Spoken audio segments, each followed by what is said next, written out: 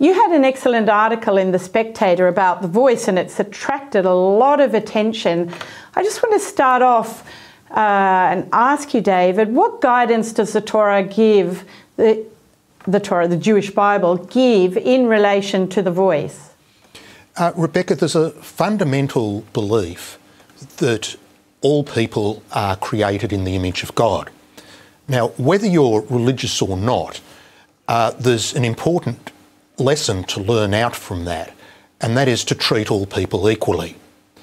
So if you create, as is proposed by the voice, a racially based separation, a racially based division of the way citizens in this country interact with government, advising the parliament, advising the executive government, that is inconsistent with the fundamental principle of equality. And I've been told by learned Christians that the same principle applies in Christianity.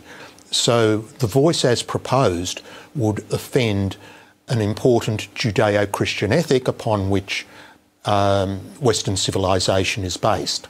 The history of Judaism really has been a history for a vast number of Jews of diaspora and of yearning to return to the Promised Land. And indeed, even when the Jews first arrived in the Promised Land, there were other tribes there as well.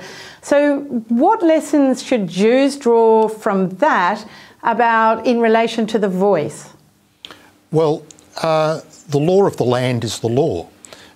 We are told to respect the law of the governing authority, and anybody who does that should be able to live together peacefully.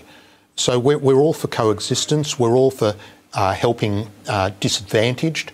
It's part of the ethic of Judaism, but creating a large bureaucracy which is expensive, with consultants, with lawyers, with potential for corruption to take a lot of the resources, that is inconsistent with the way that we're told that an area should be managed.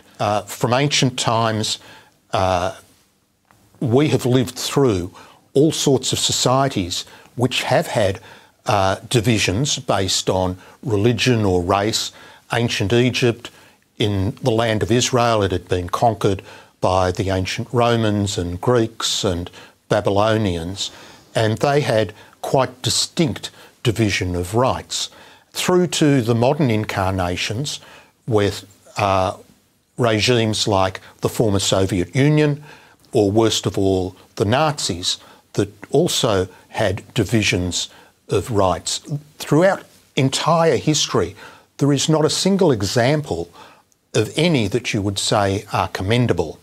So the important lesson from history, from the Jewish experience, and I think it's got wide application, is that creating race-based division in a society has never been a positive.